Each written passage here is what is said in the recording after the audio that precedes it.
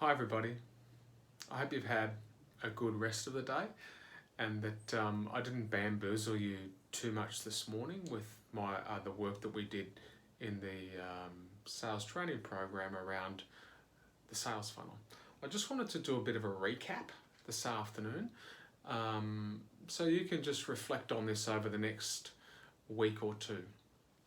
And the first thing that I wanted to mention is well, just to review the four stages of the sales funnel are identified. That is, who are they and where are they? The second stage is qualify, and that's what have we got and what do they need?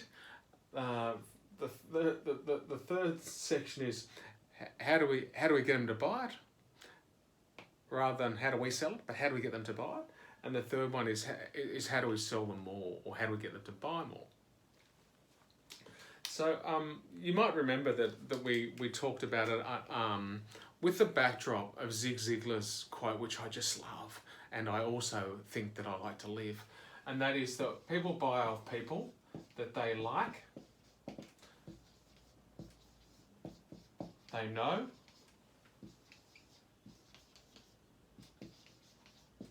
and that they trust. I mentioned before that I live it because I think without trust, then we don't have really very much. So what I wanted to run through is the kind of mindset that we should take to each and every stage through the sales funnel, just by way of trying to get us to be aware of where we're up to and what is going to get us further in the funnel management process, I guess. The first mindset that I take to, I guess it's to any conversation, and we'll get to this during an online workshop, but how can I be of service?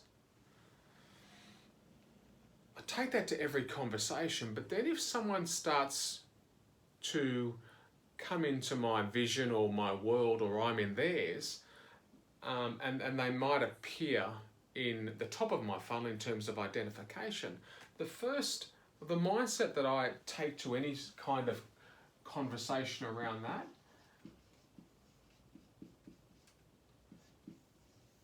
is one of tenacity.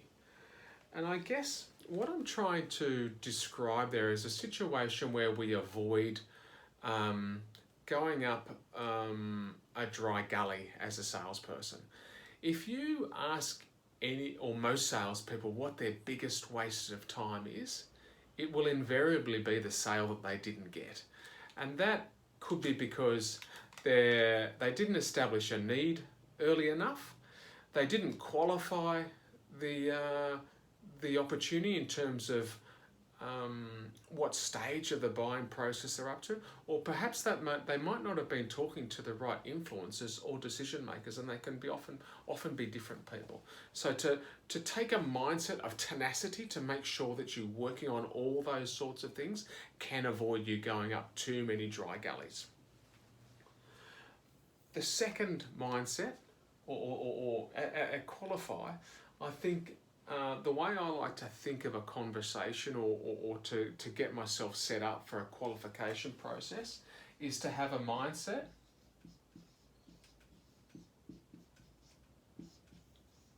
of curiosity. The reality is we've all got something to sell.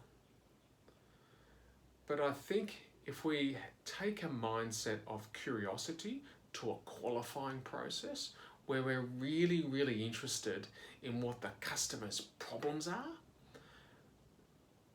then whether we have a product or a service that provides a solution, that's an afterthought. But if we're there, as I said before, in service to try and establish and try and understand what the real problems are, and they might not even know what they are, then we can really get ourselves in a situation where we're positioning ourselves to becoming, becoming known and respected through this qualifying process. In satisfying, it's starting to heat up here. we've got an inquiry, we might be working through some objections, and we might have got them to know us and we might know them. We then have to be very, very patient. There's nothing worse than trying to be oversold to. It gives salespeople a bad name, it gives buyers the creeps, and it just feels like, it can feel like a really kind of inauthentic process. That's not how I like to roll, and it's not what I train, or it's not what I believe in. So I think I like to think of it that you need to stay in somebody's world, but you need to stay out of their face. And staying in somebody's world might be communicating with them on an intermittent basis, and that's a dodgy word, I get that, but an intermittent basis, just to say that I'm here if you need anything else, or I saw this article that you might be interested in, or this covers something that you might be interested in this podcast because it was something that came up in the discussion, to prove that you're listening, to prove that you're there, ready for them, to make it really, really easy for them to like and know you, and give yourself the chance for them to trust you.